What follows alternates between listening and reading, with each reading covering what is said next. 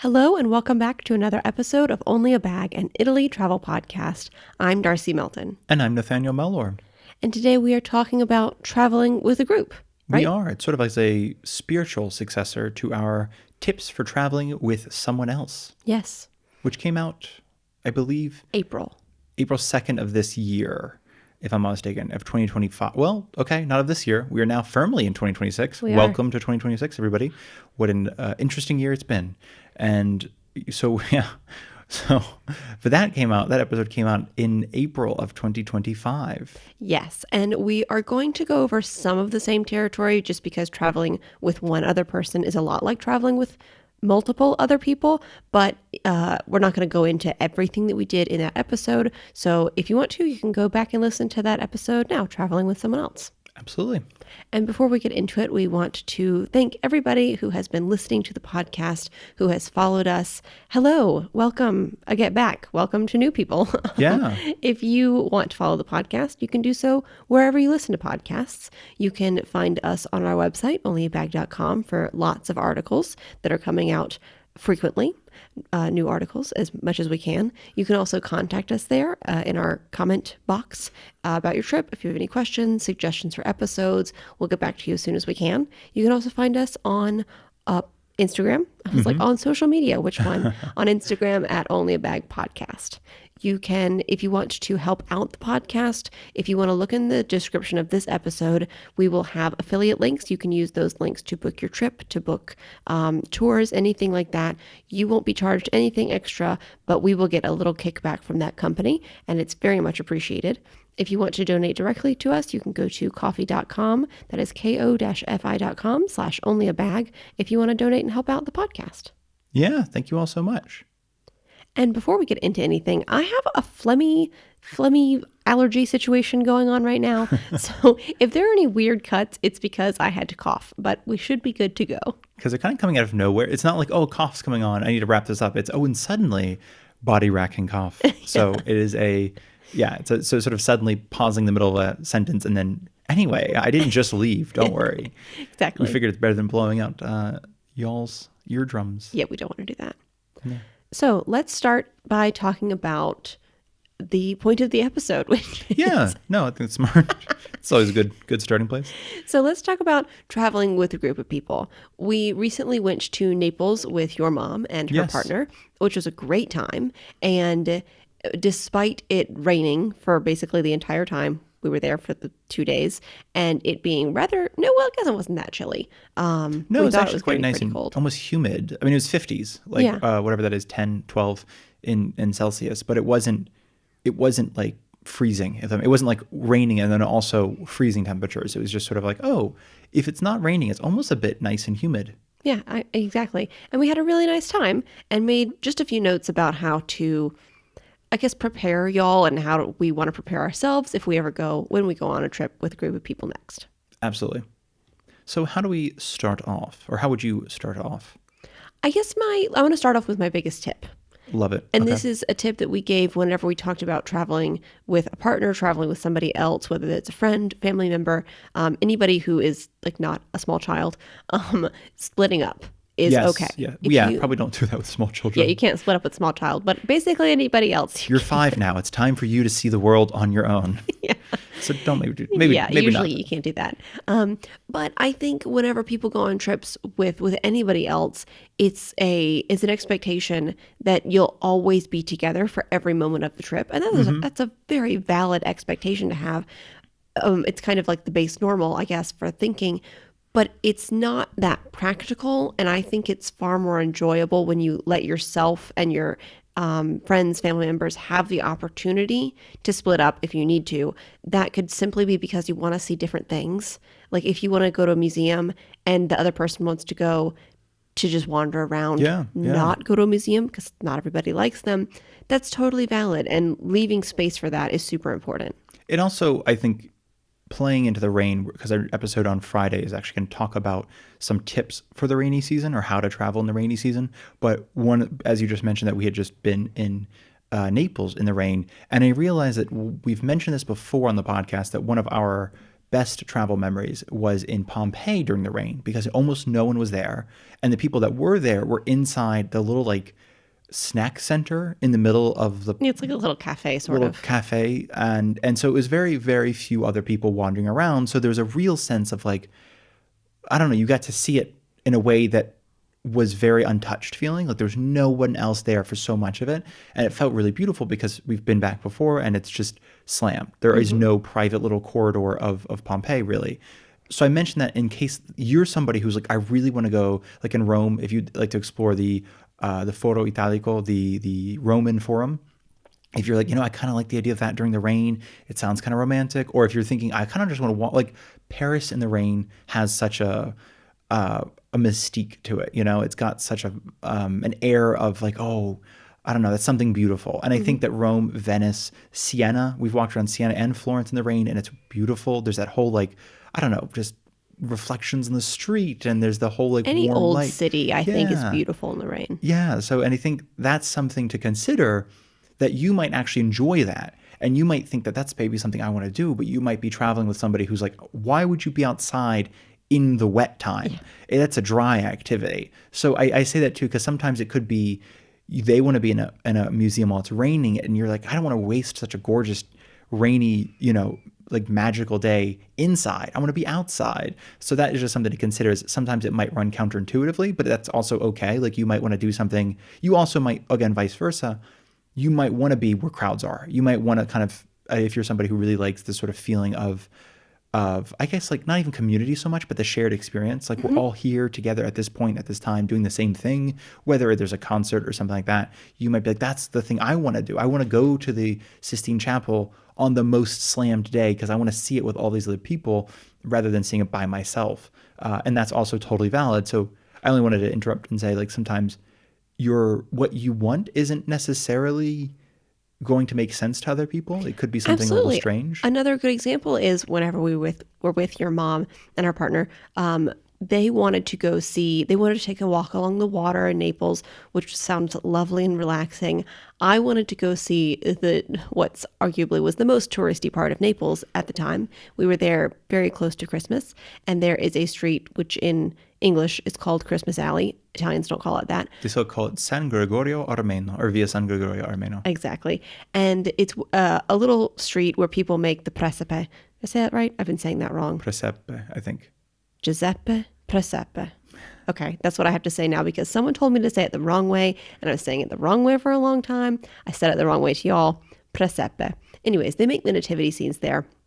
And they're incredible and they're weird. And you can buy like the tiniest little basket of eggs and random little things to put in your presepe and your nativity scene. It's cool. You can buy pieces for your own. So if you, Yeah. I mean, even if you're not doing presepe, if you're doing, I don't know, like any sort of dioramas or any sort of Yes. figurine type painting, and you're like, well, I need some things. They have a bunch of things, whether it's stones for the floor. I mean, just, I don't know. It's interesting like, as an artist. Also, honestly, like they're not toys, but if your kids are into small dolls and Barbies, Yeah, if you're exactly. into doll making, that's a great place to go. Yeah, I mean, some of them are choking hazards for sure. Yes, But if you need really a good little point. like basket of baguettes that's Yeah. super tiny, If that's you the want some place. fake terracotta tiles Yeah. for your doll house or your Well, real nativity terracotta scenes, tiles, but yes, just they are. very, very, Some of them are very real tiny. terracotta. Yeah. Anyways, absolutely insane.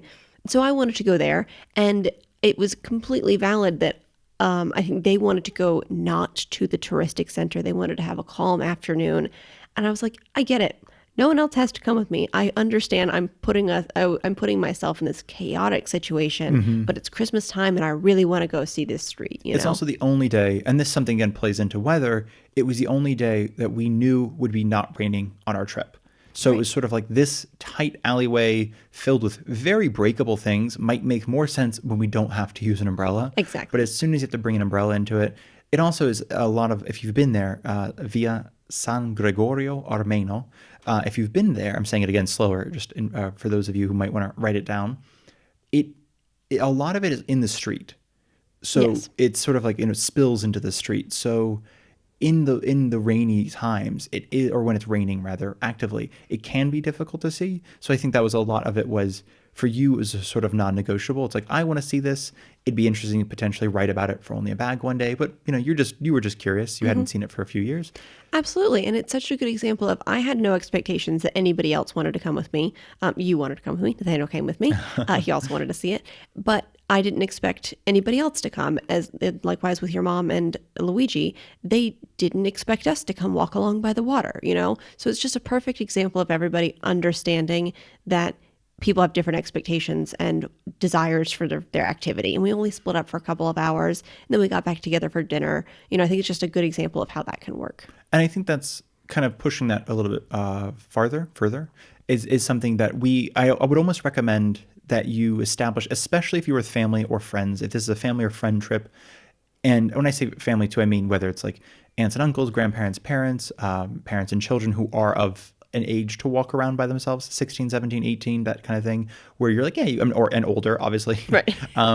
Or anything where it's just like, because I think part of this is if you have not been together before for a very long time, together, it can be difficult, especially if you are, for instance, sharing an Airbnb, or if you're in the same hotel where it's like our only break is we get our own hotel rooms. But apart from that, breakfast, lunch, dinner, walking around, tours, museums, we're always with somebody else. And I think that can be really difficult. Again, one, if you're not used to it, and two, even if you're kind of used to it, I'm used to spending the day with you, but even spending the day with my mom, it's kind of like, we haven't done this in a while, so I have to get used to somebody else's tempo and somebody else's, conversation, or even like going to a museum. You and I are like, this is kind of like, we're done when we're done kind of thing. Like there's no time limit on it. Here's the thing. I linger at museums. You are a lingerer. I am a lingerer. Yeah. Lingerer. And that is something that you've traveled with me, Nathaniel, but that's something that I have to communicate to other people to set my own expectations and theirs. Like, hey, I'm going to take a while, just so you know, is that good with everybody? Do we need to meet up somewhere? Do we need to have a time and a place where we meet up in case I get left behind? Things like that. You're also, I think, one of the only people I know who backtracks in a museum. Who's like, that was, I'm going to go back and look at that painting. That was pretty good. I have to make comparisons sometimes. Yeah. So you have to go back and be like, that was really good. Okay, I'm going to go back now. And then you go back again. And I think I like to find that first bench and just chill there for a minute, and then that second bench and chill there for a minute, especially if it's in front of a painting. If it's not in front of a painting, it just kind of feels like a waste because I'm like, I could have been staring at the painting. So that said, though, I think that my mom was a little bit more of like, yeah, painting. And she's an artist too. So I think for her, it was a little bit more of like, she had a couple she really wanted to see, and everything else was like, take it or leave it. It wasn't that interesting to her. So I do think it was, again, that expectation of, now what? Do you go and wait? Like she went and had a quick snack of an omelet, which is not a quick snack, I think, for anybody else. But it was a migraine was coming on, so she had to negotiate her own needs and understand like what her body was telling her to do, which is another tip that I don't think we were going to specifically talk about today. But knowing your own needs is really important, and addressing your own needs when you can is incredibly important. Especially if it, well, I mean, of course it will, but I think especially if it affects the groups, the group rather, not the groups, not how many groups you're traveling with, but if it affects the group, I think it's important to make sure, and especially, I mean, like, again, you say own needs, and I think we're going to talk about later, like, if you are thirsty, if you are hungry, things like this, if you have to pee, you got to tell people. Exactly. Those are super important. And I know it sounds like we're like, this is basic stuff, you guys. It's like, we know, and at the same time, we have noticed with all the people we've traveled with, and it's not that we travel like frequently, so we're super used to it. I think it's when we're in Italy, you and I don't necessarily feel too much like we're traveling. We almost feel like we're just exploring, like, I don't know. It's like traveling the United States. Yeah. When you're from the U.S. and when you're from somewhere and you travel within your own country, it feels a little bit different than traveling in a different country. Exactly. So it doesn't feel like we're constantly trying to figure out what's going on and what does this mean and it's just like, oh, I understand the language. I understand the customs. It's not, none of this is that weird to me. So I think that when you aren't, but I think it's easy to forget that when you're not from a place and you're traveling there, that even like we've talked about before, simple things of like, I think your mom is asking you how to use Google Maps. It's somebody who's used Google Maps frequently in the United States, but as soon as she came here, she's like, how does that work here? Well, I think there's also like travel or stress in general changes your brain. I'm not a neuroscientist, neurologist, anything like that. I love that.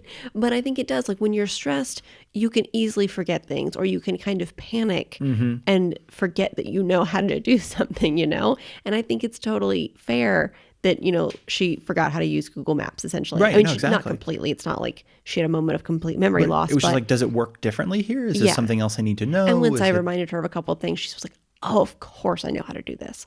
Another good example with my mom, which I so appreciated, was we had a coffee one morning. We were traveling in Rome. We'd had a coffee one morning, and we'd gone out, and she'd had a Coke. She doesn't drink coffee. A little caffeine boost for the morning. And we were walking through a neighborhood before we got to a main site, and she let me know. She's like, I need to pee. Like, as soon as we find a bathroom, like, it's not an emergency. I don't mean to put my mom on blast, but this is how I talk too. Yeah. I'm like, and I was so grateful because if you've traveled in, well, really anywhere, I guess, not every shop has a bathroom, right? Especially big cities. Especially big cities. So you have to, and different countries have different, and different cities have different sort of like, not nuances, but no, I think certain shops will have a bathroom, certain won't. And even if it's like we went by a chocolate shop, and I was like, I'm just going to pop in and ask. I didn't expect them to. They didn't have one, blah, blah, blah. Eventually we found a cafe. It's a chocolate bar, I think, though, more than a chocolate shop. It was, yeah, you could eat chocolate there. So it's weird that they didn't have a bathroom, but also it's, whatever. But the point was that I could have that in my mind as we kept walking, and all three of us, we were with our cousin as well, we could all be on the lookout for this thing, and it didn't become stressful. Right. It was just like, hey, gotta pee, let's find a bathroom. Perfect. It's like done. before we step into like a place we can't, exactly, like that might not have a bathroom. Like because we were kind of in a neighborhood that only had a few different random shops. It wasn't like there were tons of bars and places we could pop into. But that's such a simple, basic need. But it's also something that I can feel like is maybe embarrassing to say for whatever reason. But I think it's so important to express those basic needs to your traveling partners so that things don't become an emergency. 100%. And I think you said embarrassing. I think there's also something about I don't want to hold the group up, or I don't want to be the person who keeps stopping the group. It's like, like even for me personally, like I'd rather you stop the group, you not necessarily your mother, just you, anybody we're traveling with, than we find out in an hour that you were having a terrible time because you had to pee the whole time. Right. And you're just like, you're also getting like impatient, which makes sense because I think anyone, when they have to pee, they're like, I'm getting both angry and impatient. Like I need to use the bathroom, but it's like, if nobody knows, because also sometimes you don't want to disappear off by yourself. Again, in a city that you're comfortable with or familiar with, like your home city, you might I know there's a place near here I can use the bathroom. I'll be right back in like 5 minutes. Right. But when you're in a new place, it's kind of like, I don't know the language. I don't know where to go. I don't know anything about this place, but I need to pee. And it's like my own, and I think for a lot of people, reason this is a great story, and we've mentioned pee a lot, people are like, we get it, peeing. No, because I think a lot of people default to, I know I can always go back to my hotel. And obviously that is not always an option. Like you might be an hour and a half away from the hotel, so it's not necessarily like I'll just pop back to the hotel, which in like Venice, I think that was something we mentioned as a positive. Like you and I happened to book a hotel that was very central, and we realized that was like, we'd never really done that before. We usually are on the outskirts. So it's nice to be like, we can always just go back and change clothes if need be, or use the bathroom, or put on different shoes, or whatever it was. It was so nice to have this like, almost like a little closet type thing, like you can, I can just go in there, change, pee, come back out, and I'm ready to go again. Yeah. So I think that's a good example of something you are completely comfortable with where you live, but as soon as you get into a place where you don't speak the language, you're constantly stressed. I mean, you land here, especially if you're coming from the States, you land here tired usually. Yes. I mean, unless you tired, dehydrated. Yeah. And just confused. Yes. And if you're coming, honestly, I think from England, Britain, United Kingdom, it might be different, but I would argue that Australia is probably the same. Like, even though you're coming for sure back against time, it's still, I mean, like every flight I've looked at from Australia is something between like 15 and 18 hours given the layovers. Absolutely so it's wild. Just, you're getting here tired and exhausted. So it's okay. And then you just start off on that foot of constantly feeling like you're playing catch up. So it's easy to forget that you know how to do things when you're feeling super stressed out, or that you're going to let the group down or something like that. Yeah. Something else that's easy to forget. I talked about being dehydrated. It's so easy. Even in Naples, we realized this. It's so easy to not drink enough water and not realize how quickly you're, or when you're getting dehydrated, because when you're at home, grab a glass of water. Easy. Do whatever you need to do. You almost don't think about it. But when you have to find a place to buy a bottle of water or whatever it is, it's just easy to not do that action. So again, with my mom and our cousin Jenny, it's another super simple request that Jenny was like, hey, can we grab some water? I'm like, thank you for letting me know. I'm also thirsty. I completely forgot because we were using Google Maps, crossing wild traffic, trying to get around and see everything. So when someone brings up to the group like, hey, can we stop for this thing? Then we can all, again, be on the lookout for when that next thing comes up and address that need. It's a little like, I don't have kids. You don't have kids, I don't think. I don't. It would be a surprise at this point.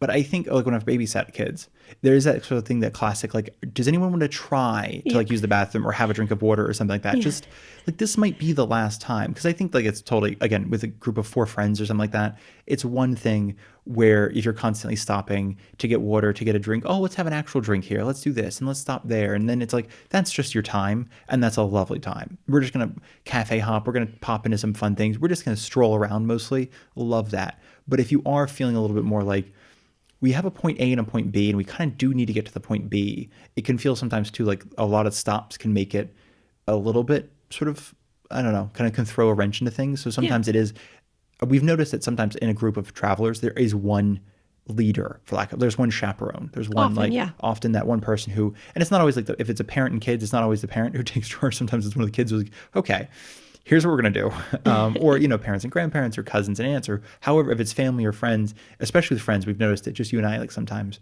if we're at a bar or cafe or something, we've noticed groups of people have that one person who's like the on point of like, okay, now that we're finished our drinks, let's move on because this is not the final destination, or, whatever it is. So it is important that I think we've noticed that person becomes a parent, but not a parental figure, a parent, as in that person will become evident to the group. And obviously it could be something to discuss beforehand. If y'all have that one friend, that one person who's like, are you comfortable being the leader? Because, we could be a bunch of cats otherwise, just sort of impossible to corral. It's also important that if you notice someone doing that or sort of defaulting to that, it might be more evident when you're just 2 people together. Yeah. But to pick up the slack, because that is a lot of responsibility for one person to have, even if that's sort of their natural inclination, even if they enjoy being that person. It is so much responsibility and takes so much thinking constantly to be that person. So if you notice that that's happening, I would suggest you try to help out and pick up some of the slack. Likewise, if you are that person, I encourage you to be vocal about needing help. 100%. I think we mentioned that in the episode in April, because we have noticed that it becomes and we've talked about it even with us, how like one of us tends to either take over or just, I think we were talking about Google Maps with me and how I tend to be with one with Google Maps. And I realized it was sort of, you were like, I think we're talking about how like you were rarely knowing where we were going. And then, but I was like, it was just one of those things where it was a bit of confusion constantly. And it felt like one of us was always not in charge, but certainly like responsible for like, well, you have to figure out where we're going. It's like, I also don't know this place. So it is something important, I think, as you mentioned, if you feel like you're being forced into that position, or if you have volunteered and you're like, I volunteered, but I didn't realize it was this bad, to just go ahead and again, communicate that. Because, again, we're assuming everybody traveling with is respectable adults and won't like lose their temper over anything. Yeah. Absolutely. I think that, I say that too, because even going back to that first tip of it's okay to break up, I think sometimes people view that as a negative. Like, no, we can't. This is our trip together. We can never, ever do something separately. But it's almost like it's better if we do, because this will give us time to decompress separately and then come back together because I think even if you're, again, I'm thinking like children and parents or friends, if you have friends that were good friends, but we've never spent 4 nights together, friends kind of thing, it can be like, I do need like a little space from you. Like, yeah. And that's super important, because it's not that you dislike your friends. And exactly. If something like that happens to you, it's important to remember that it's not that people dislike you, but if, like for friends, you might have a dinner party with friends and maybe that goes on for like 4 hours. It's a long dinner party. That was a great night. Usually you don't then sleep at your friend's house and then have breakfast with them the next day and then go shopping. And, that's not normal, where whenever you are traveling with friends, that is your life for the period of time that your trip is. So it's good to remember that it's okay to just take space, take a breath, Absolutely. So shall we talk about another big expectation and things to talk about with your travel partners, which is budgeting? Yes. So obviously everybody has a different budget, and that's incredibly important to talk about with your travel partners before you go on your trip. Absolutely. And to keep in mind sort of throughout your trip. I would argue probably everybody going on a trip together has a different budget. Something I wanted to even just bring up on that note is I've seen this a lot on Reddit, because I think that's usually where it shows up, not so much like TripAdvisor and things, but where two people, typically married couples who don't share money, who have separate bank accounts, separate incomes, and have like a joint account for whatever, house expenses type things. When they go on a trip together, it can create some friction. And we have friends who have the same thing. Like they have long-term partners, but they don't share money. So they either sometimes end up going on a trip by themselves because it turns out their budget was higher than their partner's, or they end up getting left behind because their budget was lower than their partner's. And I see it often where it's essentially that, and one, I think, is clarity. Like nobody's very clear on their budget of like, this is how much hard cap I can spend per night. Right. And this is how much hard cap I can spend per day on food, going out, excursions, tickets to things, transportation, whatever it is. And I think that is probably the first thing. And we've talked about this before on that episode back in April. It's the first thing I think to talk about, even with your parents, even with your partner, even with whoever. I say parents in case it's a family trip or other people in your family, because I think sometimes there's some families out there where the parents tend to just be like, oh, we'll pay for everything. Don't worry about it. But I also know that once kids hit an adult age, it's a little bit more of like, hey, if you guys want to cover a couple lunches or dinners or whatever it is, that would be like my brother, for instance. He loves buying dinners for even he cannot afford it, but he'll still offer. Sometimes he'll offer and he's like, guys, dinner's on me, dinner's on me, dinner's on me. And then by the end of dinner, he's like, who can chip in like 20, 30 bucks? And I'm like, that's just my half of I can chip in my half of the dinner. So I love him dearly. But all that being said is I think a lot of people do have that sort of like, oh, I want to help. I want to chip in. And it does go back to budget, because it's one thing to chip in for a $50 dinner, or not chip in, but purchase a $50 dinner. It's another thing to realize dinner came to like $150 and be like, oh, that was a 3-day food budget for me, especially because we've talked about before, Italy does not have very expensive food, depending where you look. However, I mean, in a day and a half in Naples, where you and I didn't even spend the money, my mother very graciously bought our hotel room, and we still ended up spending about 200 euros on a day and a half, which, I mean, I think the half day only counted for, I think we had dinner that first night, and that was like the only real expense. And then, so most of it was like 150 the next day kind of thing, which for us is a bit normal, a bit low. We usually spend about 400 or 500 a day with lodging.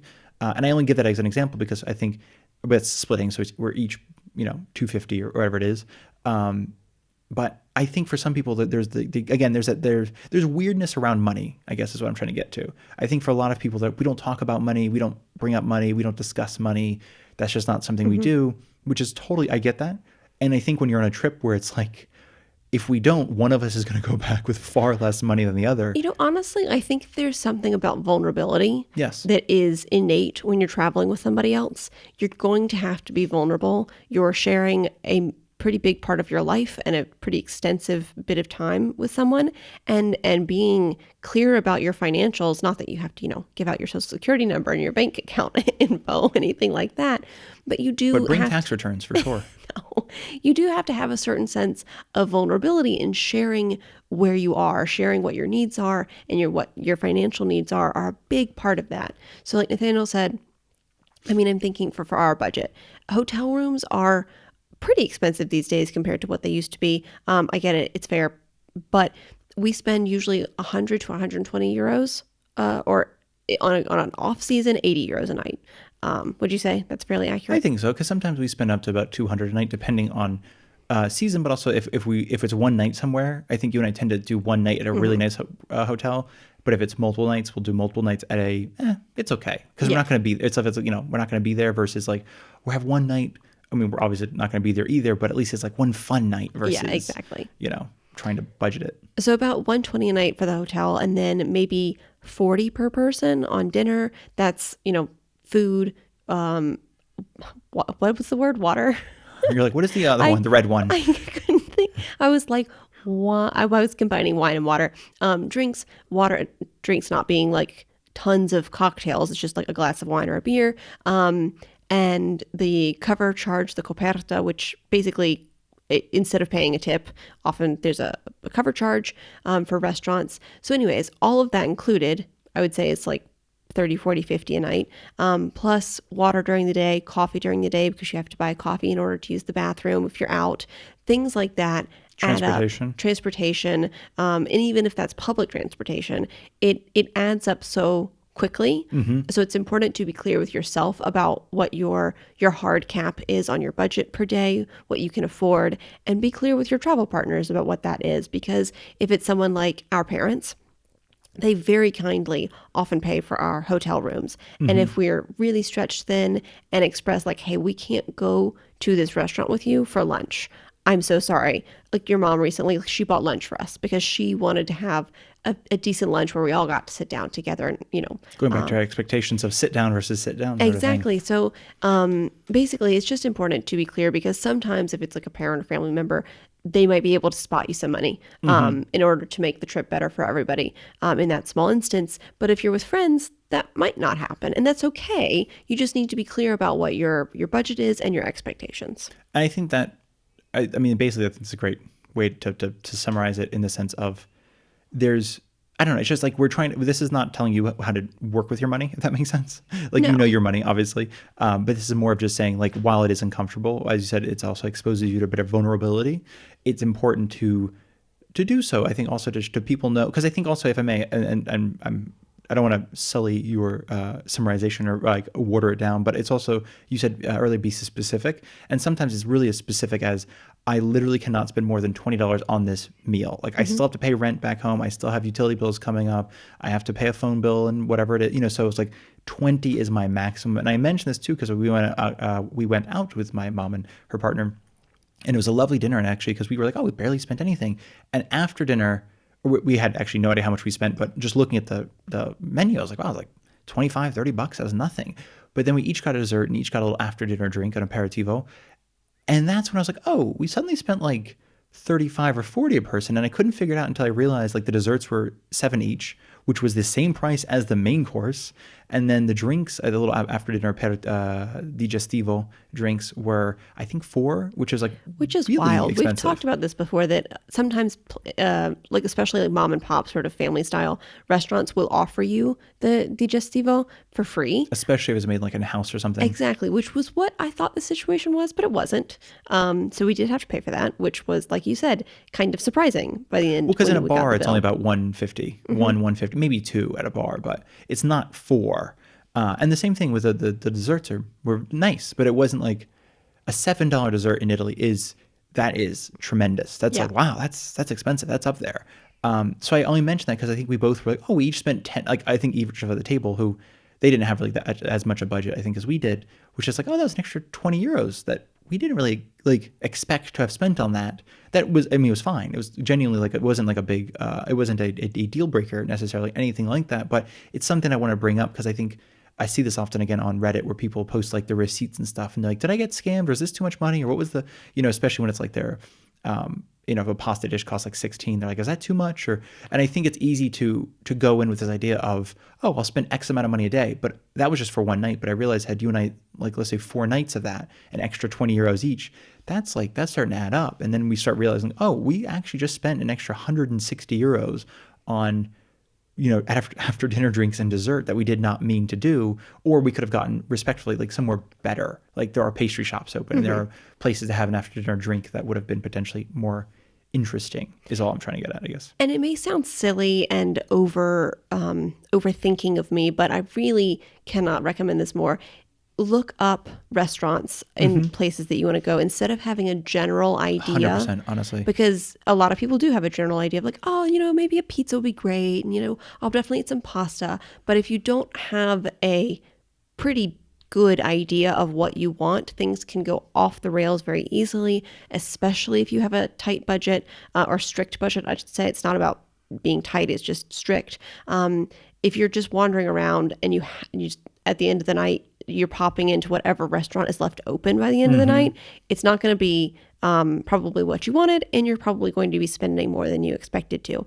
So if you can have an idea, like with your friends, your partner, whoever it is, like, I really want one good pizza, find that good pizza place that you want to go to.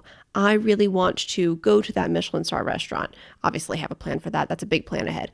For us, it would be if we're traveling with a group, like I would love to have one decent dinner, family style restaurant, but it means that we're eating really good local food. But that might not be every night for us, you know? So that's the expectation of this isn't happening every night for me and Nathaniel. This is one night. And then the next few nights, we're going to have to eat like some little munchy street food things. But just be clear about what you need and explain that to your group. Because I think everybody, if they're prepared ahead of time, people tend to be pretty understanding, you know? But if you all have different ideas in your head of what this trip is going to be, none of you will be happy by the end because you will all have to have majorly compromised. And if I may, just actually on that note of sometimes we can't do going to a dinner, a restaurant every night, I would even say that even when we can, Venice being an example, we had like a lot of money saved for this trip, and we looked at these restaurants and we're like, we could do the 20 for a preemie and this, where that's like 80, 85, 90 a night on food. And we're like, it's not the end of the world. We have that budgeted.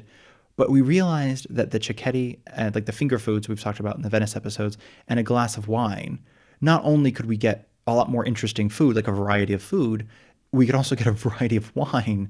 And one, we actually realized we were saving money while still having a lot of food. But two, it was kind of a different vibe, I guess. Like I think you and I don't come from a place where, like in Italy, where you go to a bar to have a glass of wine or Prosecco or something like that, but it's munchies, it's like pretzels or peanuts or something, and then you go to dinner. So I think the idea of going to a restaurant in Venice was like, okay, but you're vegetarian, so obviously like the seafood, every restaurant is a seafood restaurant, was not that interesting to you. I'm newly not a vegetarian, so it really wasn't that interesting to me either. So I only mention that too as a thing of like, sometimes it's just something different. Like even if you have the budget for something, it still is a question of going back to expectations of like, oh, but I think with you and I, it's easy to be like, hey, what are we feeling? Do we want to do something different? We can do the same.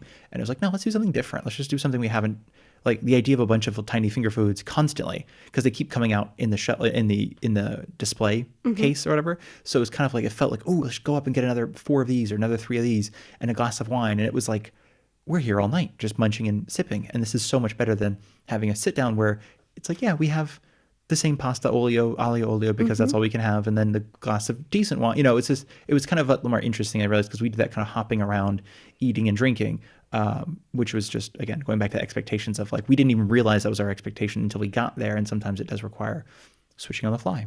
Yeah. Another good example of something that sounds weirdly specific ahead of time, but is a good example of what I'm talking about, is when I was traveling with my mom and our cousin.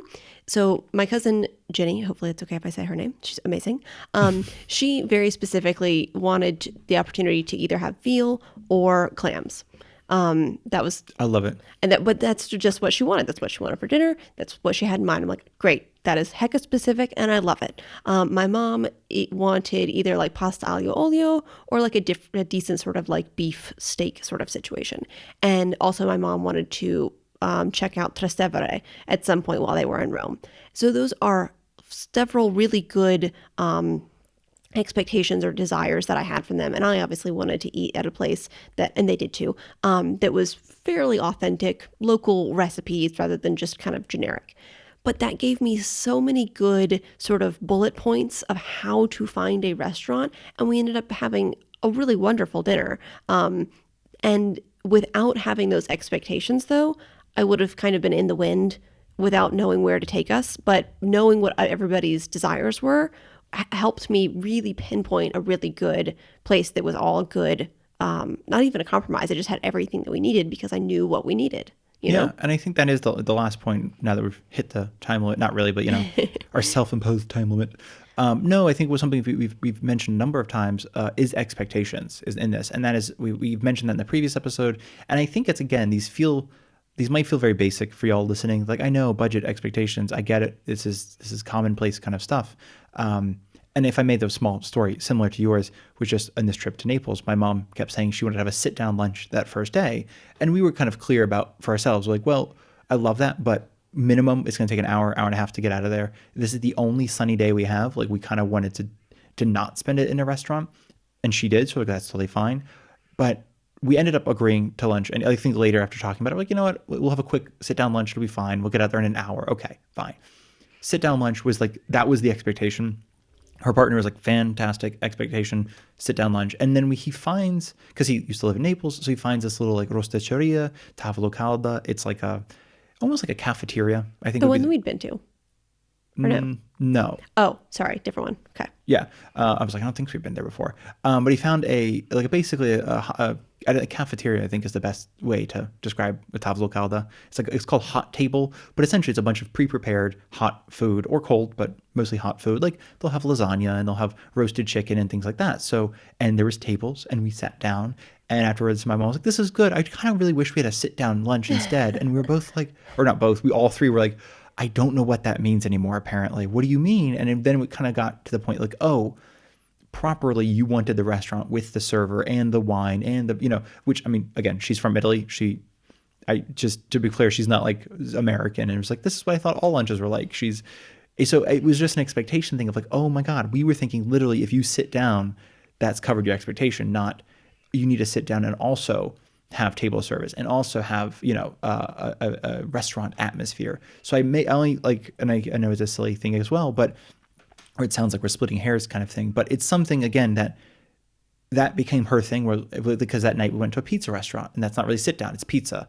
And then so it was like and finally the last night we did have what she was looking for, which was great. But I realized it's that sort of one thing that she really wanted of the trip. I just want this one sit down in a trattoria or osteria and have a really lovely meal. And I think that's this kind of thing, like, again, if you're traveling with somebody, is to kind of make clear, like, here's the one thing I would like to do at some point. Because sometimes you might also have to make it happen yourself. Like, I think it got to a point where my mom was like, I can go have dinner by myself or lunch by myself at this place. I don't need to, bring the group, because she's also like gluten-free and we were all kind of, somewhat annoyingly, I realized like sort of like, well, this restaurant, and it's all gluten, or this restaurant, it's all gluten, but there's one fish dish. And she's like, no, that's not good enough. No. So that is something, again, expectations. Yeah, absolutely. And I think that's everything I had.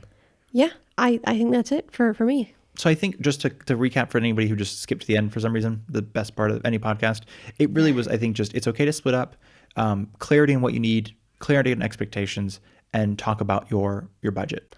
Yeah, absolutely. And I know it might sound silly and like overthought and just like needling things, but it is, in our traveling, it has become so important that we get all of this, the little nitty gritty stuff settled ahead of time, or just kind of laying out ahead of time before the trip. That's all. Especially for anyone listening who, again, have not traveled recently or before, or traveled in the same way you're traveling. If you're going to come to Italy and you're like, well, we haven't traveled as a group before, or we haven't traveled with kids, or we haven't traveled with whatever, I think it's something to kind of, I don't know, it's like the relationships change as soon as you go somewhere else. Absolutely. And people who are usually really comfortable about, not speaking a language or this and that suddenly become uncomfortable. And I mean, just in the sense of like I think the idea of like, oh, I don't understand anything, that's fine. But then you get to a point like, I really don't understand anything. I have to use the bathroom. There's somebody yelling at me. I don't know why they're yelling at me. There's tons of people in this little thing. Everyone's looking at me now. And it's so easy for things to spiral into just like, I'm not having a good time. Absolutely. And things certainly will go wrong. That's something else to expect, is that not everything is going to go exactly to plan, but when you have expectations set out in front of you, it's easier to renegotiate and get back to center, I guess, throughout the trip. No, exactly. I think it's a great point.